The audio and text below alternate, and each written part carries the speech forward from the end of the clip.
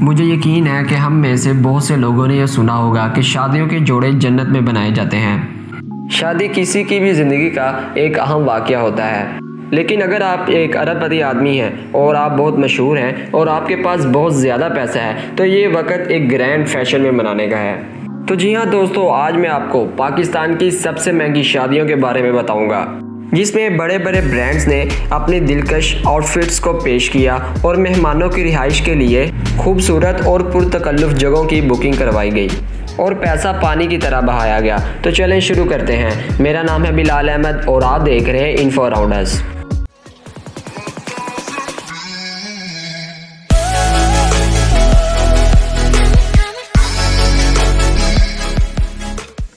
زینب زوریز and زوریز ملک۔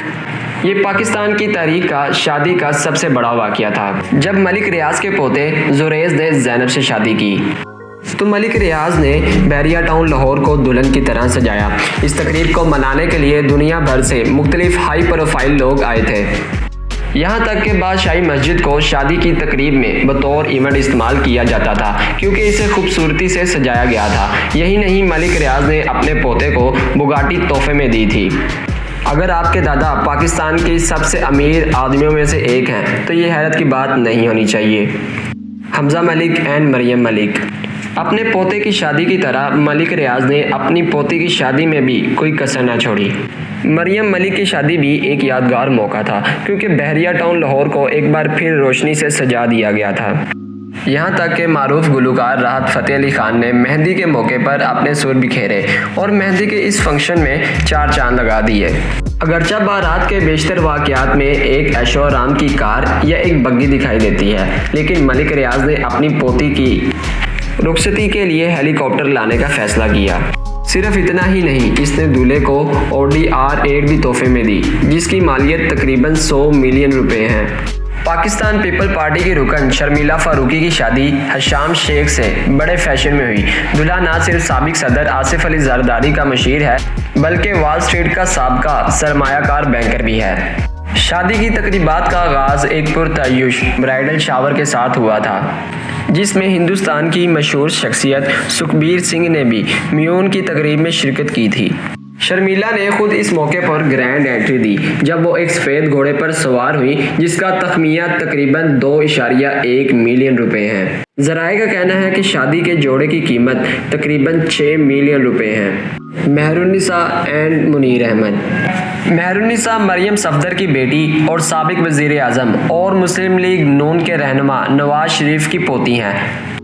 معروف صنعتکار چودھری منیر احمد کے بیٹے سے ان کی شادی ایک بین الاقوامی واقعہ تھا۔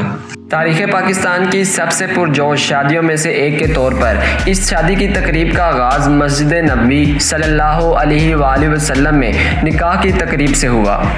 اس شادی کا ایک حصہ پاکستان میں منایا گیا، اس کے بعد دبئی اور آخرکار لندن میں پروگرام منعقد ہوئے۔ 4000 سے زیادہ افراد نے شادی کی تقریب میں شرکت کی، جس میں ہائی پروفائل VIP مہمان شامل تھے جنہیں 5 اسٹار ہوٹلوں میں رکھا گیا تھا۔ موجودہ حکومت میاں صاحب کے پیسوں کا محافظہ کرنے کی پوری کوشش کر رہی ہے، لیکن اس کا اندازہ کوئی بھی لگا سکتا ہے کہ ان پیسوں میں سے ایک قابل ذکر حصہ اس شادی کی تقریب میں لگایا گیا تھا۔ انوش عمار اینڈ منیب۔ یہ شادی اس فہرست میں سب سے طویل شادی ہے، جس کا مطلب یہ کہ یہ شادی پاکستان سے شروع ہوئی اور ترکی میں جا کر ختم ہوئی۔ ٹیکسٹائل کے کاروبار میں ایک بڑا نام انوش عمار سینٹر گلزار احمد کی پوتی ہیں۔ انوش اور اس کے شوہر منیب دونوں نے مل کر شادی سے پہلے لباس کا ایک کامیاب برانڈ لانچ کیا۔ ان کی شادی کا آغاز بادشاہی مسجد میں نکاح کی تقریب سے ہوا، جس کے بعد شادی کے تمام مہمانوں کو نجی طیارے پر ترکی کے لیے روانہ کیا گیا۔